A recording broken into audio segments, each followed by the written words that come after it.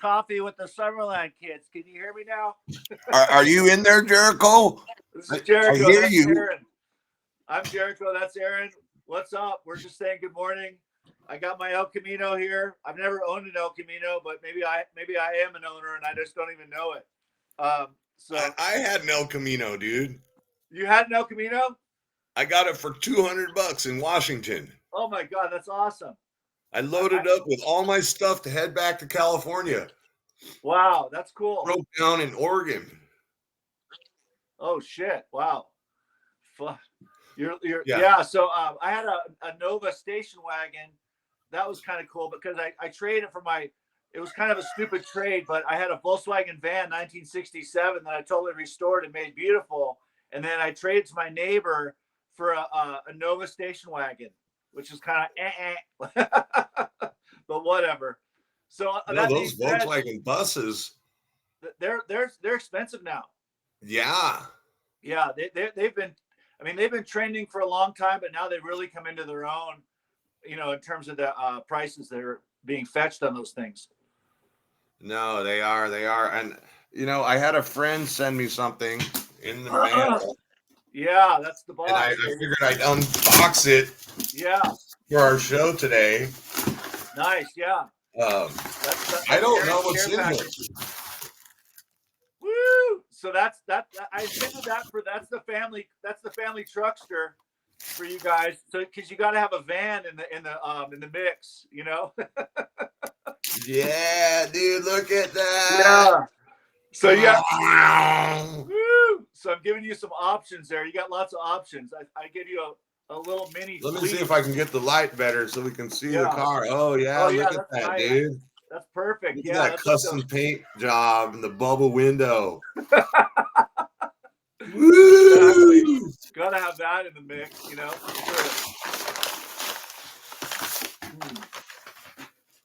And that's which one is that? Let's see. Oh, that's the one that we talked about with the lightning flames. Aaron says to me, I want like a Roadster indigo blue with flames, and I'm like, I looked at my bag of Matchbox cars. I'm like, oh shit, there it is. Talk about manifestation. Exactly. No, that's wild. What else? Oh my gosh, I got a bunch of Hot Wheels and Matchbox. Yeah. So I intended one for the girl, because she's got to have a car too. Like that. I think which one is that? Yeah, like she has choices. And I was also thinking of your buddy who does your gardening farm day. So you can give your buddy a car or stack them on the shelf, whatever you want, Now, do you know anything about these Hot Wheel cars? Not a whole lot. I mean, I used to collect them when I was a kid. I had a few. I lost them all. And then when I was working at the thrift store, they would come through, and I was fascinated with the possibility of being a used car salesman. Yeah. So, oh yeah, baby. So that's the one I was thinking. For the girlfriend, like her little get around car. That's a speed racer, isn't it? Yeah. Look on the bottom. I think it says it might be a Cobra, like a Cobra replica. Yeah. Good luck with that. Yeah. Looks like it's Shelby Cobra. It's a Hot Wheels, baby. Yeah. Oh man. Yeah, dude. That's amazing. More stuff. Oh, yeah, more stuff. Yeah. Yeah. The unboxing. Unroll. Yeah, there we go, honey. What is it? Yeah, man. What the heck, bro? Yeah, live. You're live and in charge. Yeah. Dude, beard ties. My favorite. Like you said, you're gonna bring back the headband. I got a beard tie. Yeah, exactly. So I gave you some color variety there. Yeah, nice. Dude, that's awesome. This one's sick, bro. I might wear this one today. Yeah. Hell yeah, man. So yeah, options for your collection, So and they're all signed on the back. So that's when I was in my full Mojo Maker mode, Dude, That's gold the and purple are my colors. Purple Haze, bro. Yeah, that was Gold and magic right purple there. are literally my colors, dude. I love that one. That one's incredible. I love the feel too. The feel. I just love that soft feel and that trippy look that happens with the ink. Yeah. That was a magic year, man. Yeah, good stuff, bro. Is there more stuff in here? Yeah. Yeah, there you go. That's the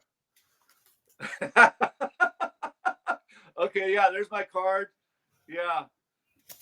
So yeah, it's legit. Yeah, live. That's the card for the art shows when you're hanging out. Oh, a book. I love books. Yeah. Good More stuff. cards. Good stuff. Yeah. More cards, more propaganda. I'm sending postcards. Yep. And then check out There's the back. Meltdown. Well, I was sitting at breakfast with my friend. He said, "Here's your list, bro. Look at the back of the postcard." Make art. Show art. Make love. Go back to number 1. Yeah, that's basically it.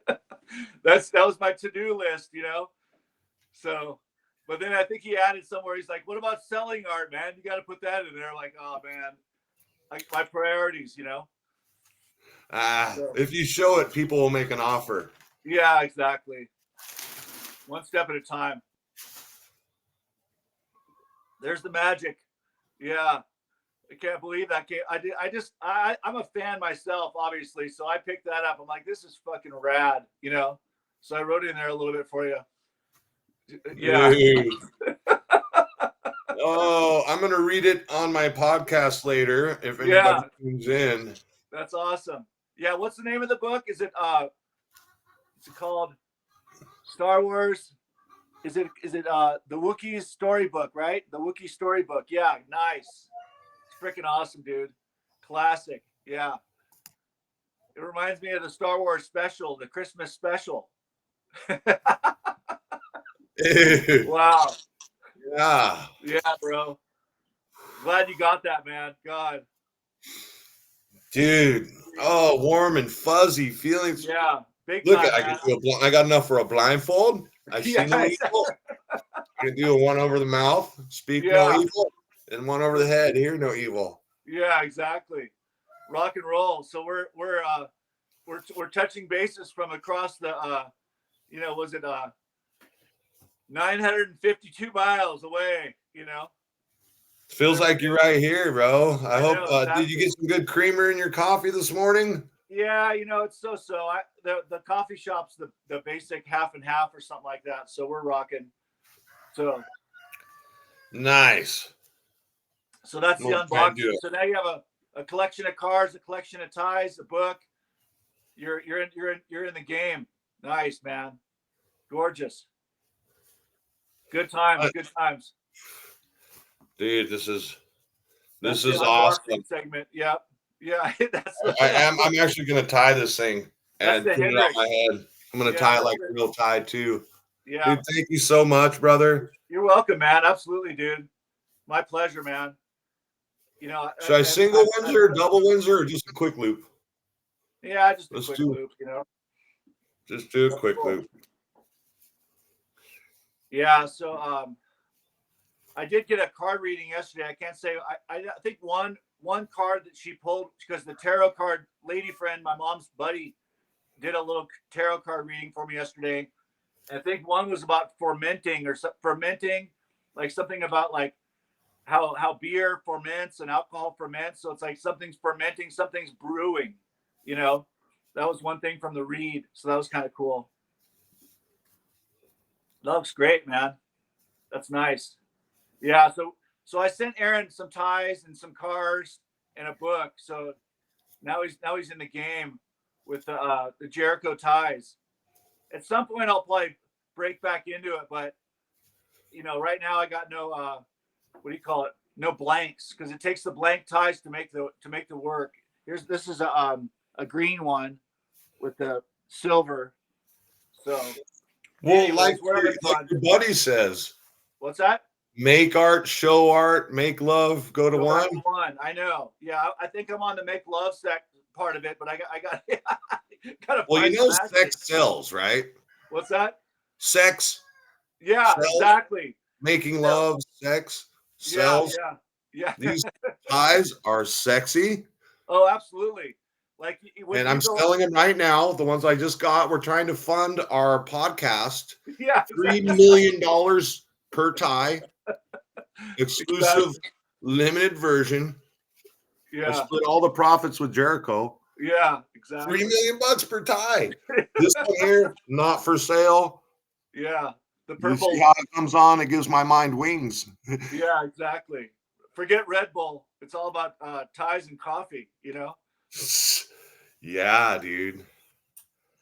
Hell I'm at a yeah. loss for words. You know me. That's a rare occasion. Right. Yeah. No, it's a long time coming, man. Sixth grade, bro. Sixth grade elementary school. What was it? 1984.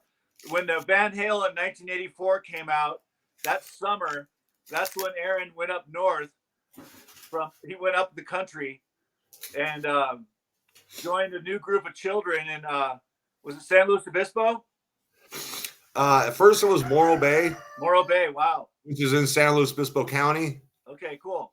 And then it was San Luis Obispo proper, the city. Okay, nice. Yeah, I mean, I Actually, feel like it's cool. Morro Bay, it was kind of, even though it was foggy here in Morro Bay, I know we got fog in Summerland, right. but it was like the little Summerland to Santa Barbara, the little Morro Bay Yeah, to San Luis Obispo. right. So it I feel wasn't like that big of a culture shock.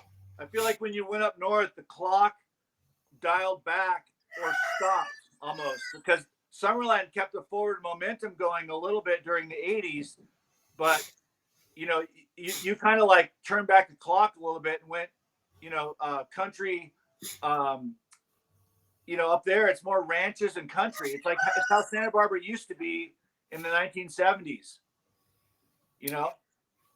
I think in a way, I mean, they're so similar because Santa Barbara's got a good city college. San Luis Obispo has a good city college. Santa Barbara has kind of a bigger university. Yep. San Luis Obispo has a Cal Poly Technical University. Oh, wow. That's cool. It's a beach town with a few other local beach towns in the county. And there's one kind of central city named after the county, and then there's coastal and mountains. I mean, in Santa Barbara County, you can go inland a bit, get up to the foothills. Very similar to San Luis Obispo, the Central Coast. Basically, some people say Santa Cruz, some people say San Luis Obispo, because once you go up north of San Luis Obispo, you go through Big Sur. Okay. Wow. So that's a little bit different between San Luis and Santa Cruz versus San Luis and Santa Barbara. But from what culture has told me and everyone tells me is from Ventura to Santa Cruz is considered the central coast of California. Wow. Yeah. So yeah, like once you get past Ventura, Oxnard south, you're in the south coast. Once you get Santa Cruz, San Francisco, you're in the north of California. Yeah, it's a huge state. Yeah, it's a big state. I mean, very fortunate to be born there. I mean, do you know where was your mom out of state ever, or was she originally born in California? She was, I believe, born in North Hollywood. Oh, okay. Wow. That's cool. So she's a native. And my mom was also born in Santa Barbara because on my grandfather's, on her side of the family, they were in Carpinteria like in the early 1900s. Super early, wow. even 1800s, like 1890, such and such a, and then I think their relatives actually on my mom's side came from, they settled in the Tejon Ranch up in Bakersfield area a long time ago. So that was like where my grandmother was born. She was one of like 12 kids, my grandmother, up in the Tejon Ranch. So she was born on a ranch and she had 12 brothers and sisters. So it's like, wow. Yeah. So Bakersfield, that's called the Central Valley area, right? And that kind of goes south from the Grapevine. The whole valley actually goes all the way up north to where I'm at. Wow. That's amazing. So like we're at the very north tip of the valley per se. Oh, cool. That's amazing. And That's I don't know if beautiful. you knew this, Jericho, Yeah.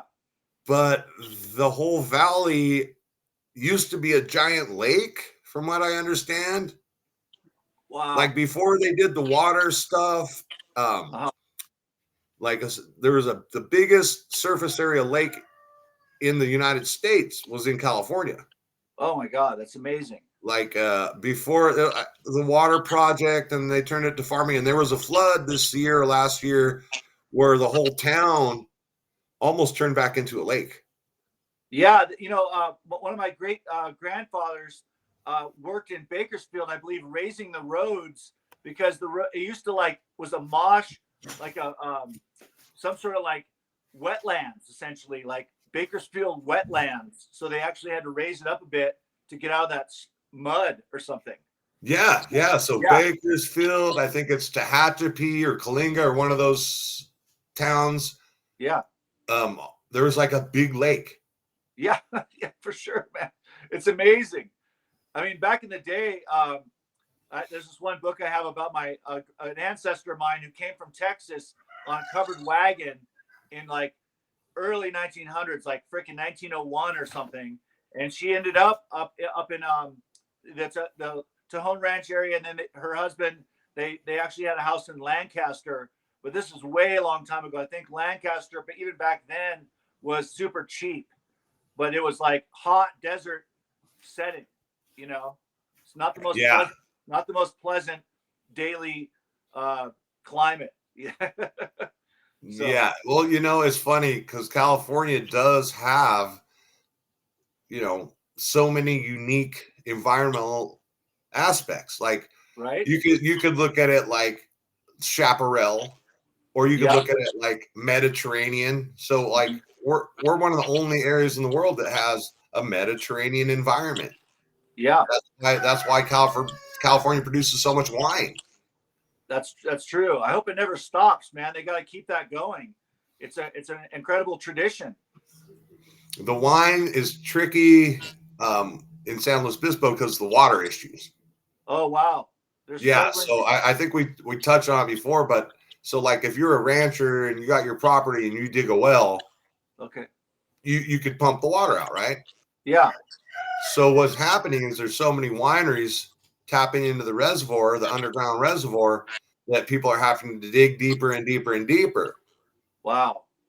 And what the city did is they came in and said, okay, we're going to put water meters on your ranch wells, Oh on my your God. winery wells, Wow. because it's going down so fast. And it's just, I guess we got to at least pay attention to these things. For sure.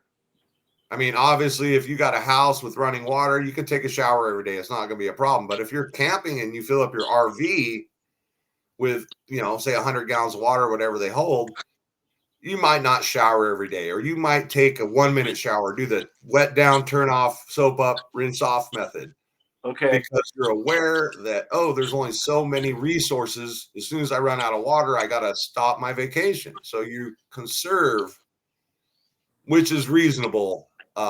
Especially as society gets so big. So I can see the reasonability of, hey, these big money guys, they got the money to pay for the wells. They got the money to pay for the metering of the water. But that makes me think like Nestle is doing that. They're buying up water sources. Yeah, I've heard about that.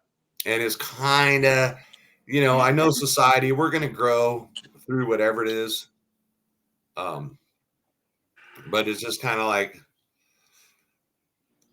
it is just during the transition, I guess it can be rough for some people. Yeah, for sure.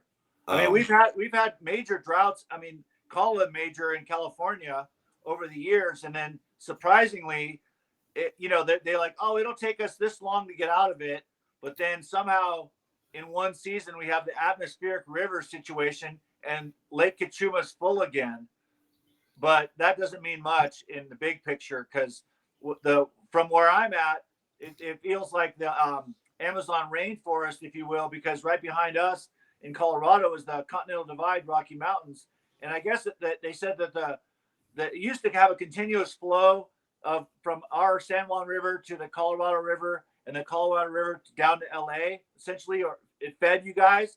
But the line has been disrupted because they've diverted the water to like Las Vegas and other cities, so it doesn't make that long run anymore.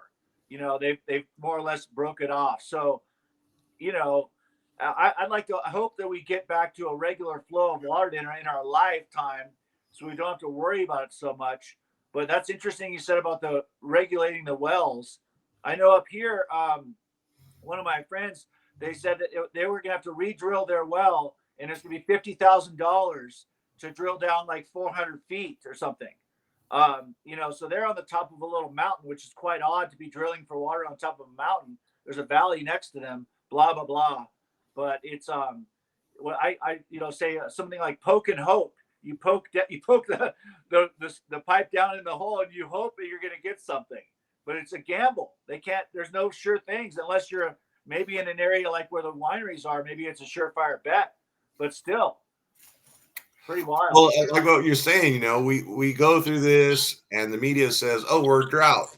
And then the water company says, oh, we're water days, or don't water your lawns. And the lawns go ground. And then, oh, we're back to water. Everyone starts watering their lawns. So I think there is a little bit of room, because lawns aren't really, they take a lot of water.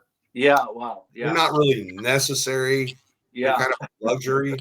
So there's room we don't need lawns. We could put, I got native plants. I got chamomile, and I want to do my whole front yard instead of a lawn, chamomile and herbs and mint and plants that are native, that thrive, that don't need me to water them, that look pretty, that are ground cover. That's a native plant. It doesn't require the water. It looks beautiful. So there's room in society at large to say, oh, let's start a new thing, plant chamomile or mint rather than lawn ground cover. Save on water, conserve the water for our vacation, because we want to stay here. We don't want to move to Mars. We want to keep our water clean. What is it? Matt Damon. We don't want to be Matt Damon on Mars, calling in your friends to come help you, but really you're SOL. Or what was that other one? Total Recall with Arnold Schwarzenegger. I know, that was freaking awesome. And turn Mars into a mining colony. Yeah, right. Dude. Jericho, is 22 minutes. I missed our station break. Will you announce our sponsor? I don't think we have one. Well, exactly. We'll get there. But today we're sponsored by Jerico Wagon and the beautiful and wonderful website Cherry Meltdown. Yeah, exactly. So if you're into art, they do the promo for Cherry Meltdown. Yeah, it's a historic archive of my art. I launched the website in 2000, so the website's been up this is the 24th year of my website. So I had a friend. First, I had my friend Dave Chibbles. Chibbles redid the website at Santa Barbara City College. And then I had a young lady I met in Los Angeles who, funny story, she painted olives. So I was the cherry guy. She was the olive girl. So Olive redid my website probably in 2005. Last time I updated it was 2010. But now it's just a historical document of my events and stuff I did in Los Angeles, basically, primarily. But it does go back all the way to childhood, my website. So it's pretty classic in that regard. Just know that when you're looking at it, you're looking at archival images, of the life of Jericho and friends. Because, of course, it includes the Halloween archive in there. The images are kind of small, but whatever. Did you want to play our song today, the Summerland Kids or something like that? If you have a favorite song that I've written or a song that you think you want me to play, I think we played the Walls of Jericho song. I took a poem. You just inspired me one day, and I'm like, I'm just gonna write a poem, and I just let it flow. That's cool. I think I was thinking about spell check, because Jericho, when you type it in, comes up with an H. Yeah. But your name is spelled without the H, without the hell. Yeah, exactly. And so I just got this just inspiration. I did a quick little poem. I listened to it like 2 times yesterday, and I thought, wow. Did I write that?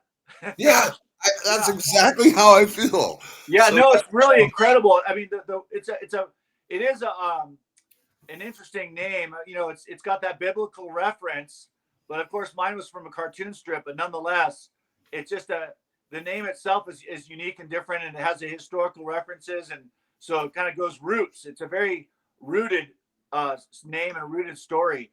But I'm thinking the reggae version number one of Summerland Kids. all And right, I'm gonna bubble out Bubble Out. and go cue up the song. So Okay. thank you, Jericho. Carry the show while I'm over there. Absolutely, I will. Yeah. So Aaron and I were elementary school students at Summerland Elementary School back in the 1970s. I was born in 1970. Aaron was born in 71. And we joined forces, so to speak, with a bunch of other friends, Dan Tegla, Sean Durrell, Jay Bishop, Senan Aparicio, Brent Franklin, Taylor Whitsitt, Zach Foth. You know, the names go on and on. The kids of Summerland School, was it Rosie, Heather, Mary, you know, Stephanie, all these cool kids that we grew up with. And now, fast forward, upon the invention of social media, recently, Aaron and I reunited after 40 plus years of not seeing each other. So it's a cool reuniting of spirits of sorts. And then Aaron had the technology to get us going on this platform with the Restream, um, this whole realm of like a Zoom meeting style.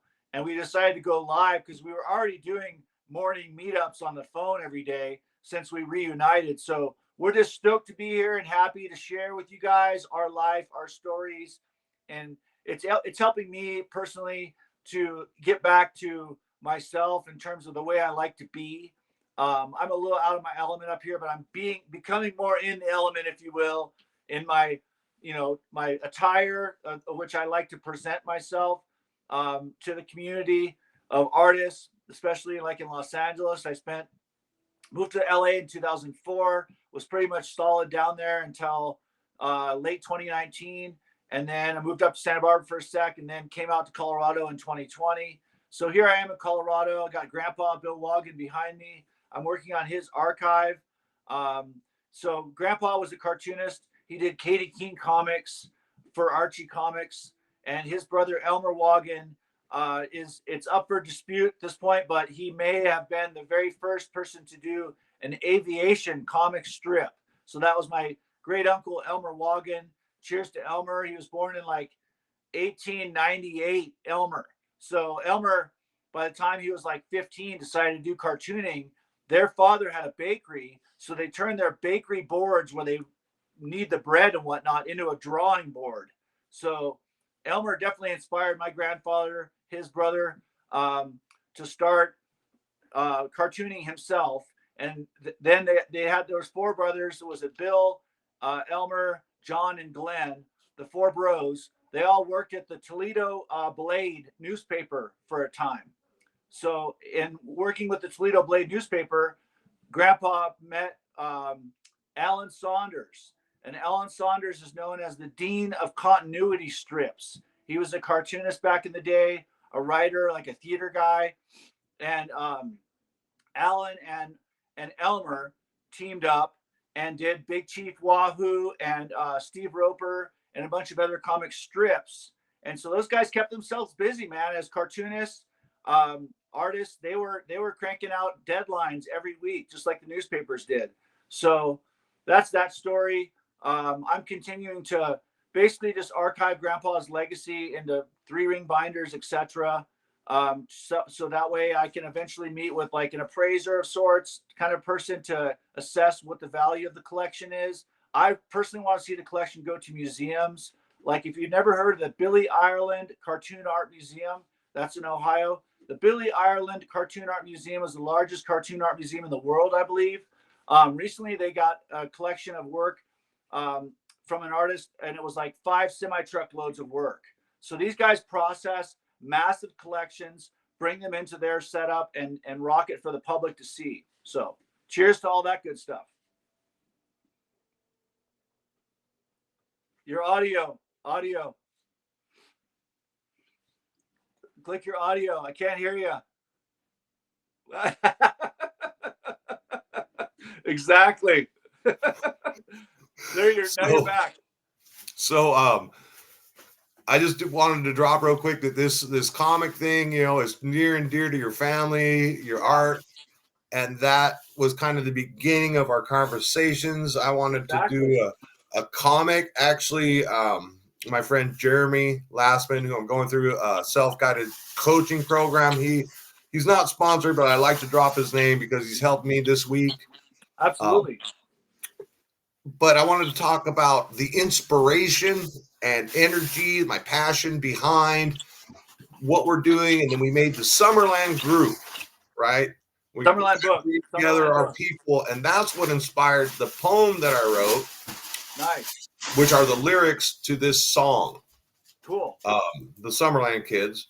And nice. You said you like the first version? I think so. Yeah. All right. Here we go. Right into the music.